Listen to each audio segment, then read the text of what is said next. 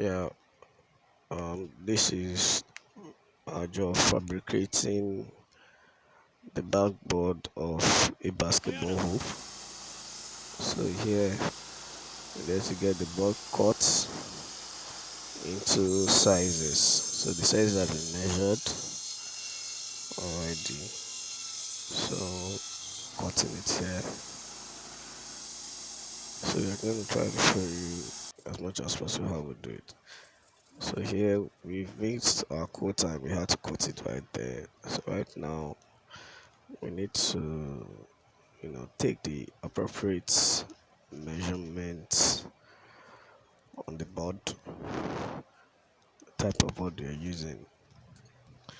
So also you need to take note of the type of board you're gonna use, because you consider the weather conditions. Um, so the board is gonna last real long. Okay, you consider a marine board, um, a board that is water resistant there and there. So you can see the measurements. Okay, the first measurement is the standard, and the other one we have a 54 inches by 33 inches, which is what we are going by. So we've taken note of that. We have to take our time in taping the board so we can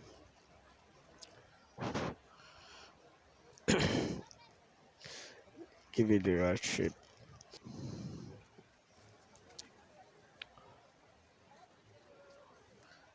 So the length of the board here, we have 54 inches, and the height is 33 inches.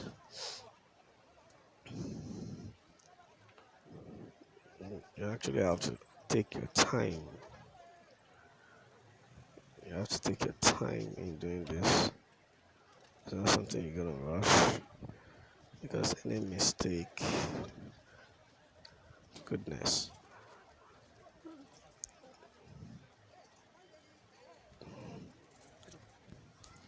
So you can take a look at this now.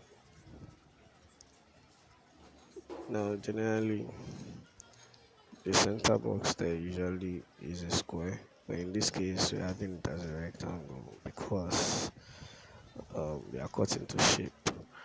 Because ideally, the length should be 72 inches, but because we are scaling down for a middle school board, so we're using 54 inches here. So you can see we've coated. Of course, the tape is still there all round. So when it's fully dry, we're gonna remove the tape, and it gives us what we want. So right here we have to form.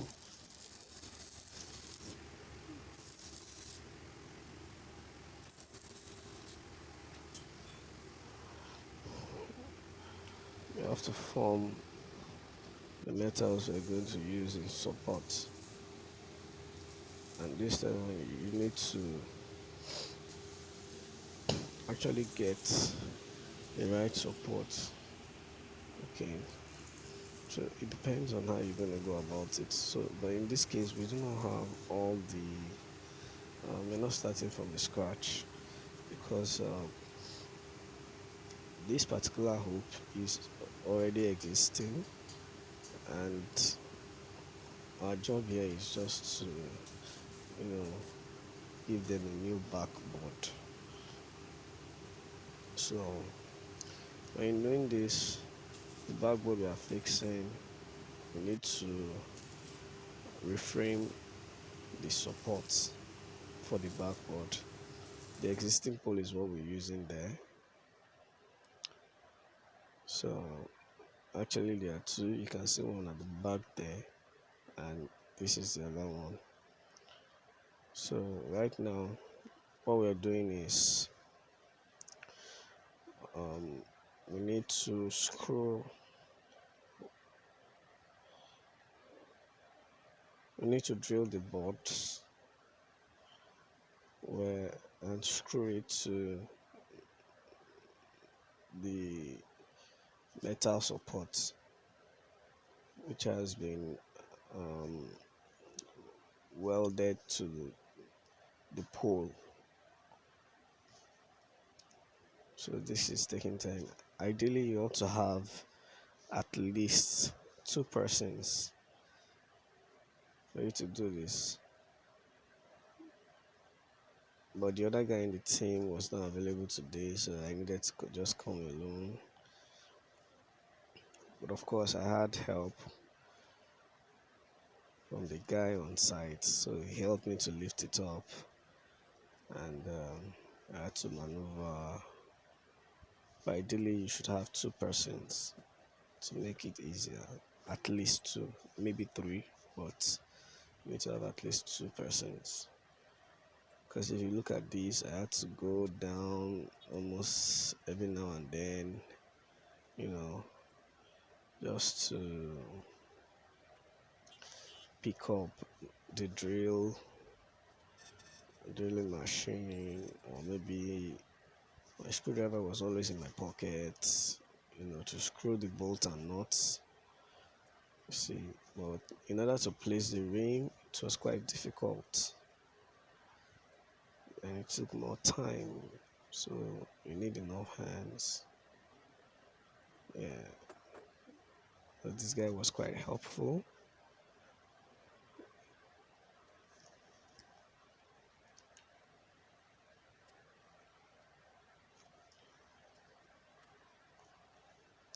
So right there, you can see I'm taking more time screwing the rim to the board.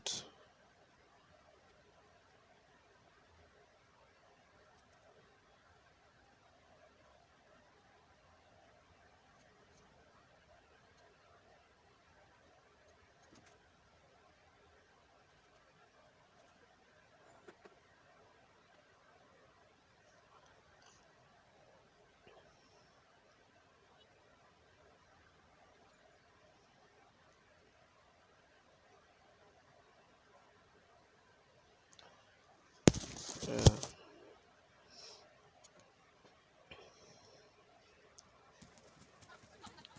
So at this point, removing the tape.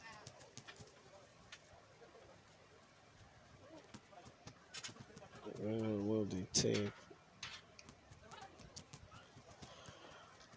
Well, of course,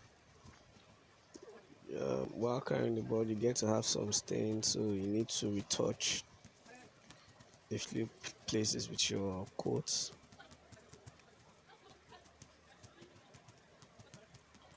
But you also make sure that the kind of paint you're using is water resistant. So here's the job done. Alright, and I'm just going around. See, it's a half cut actually. So you got to half cuts there.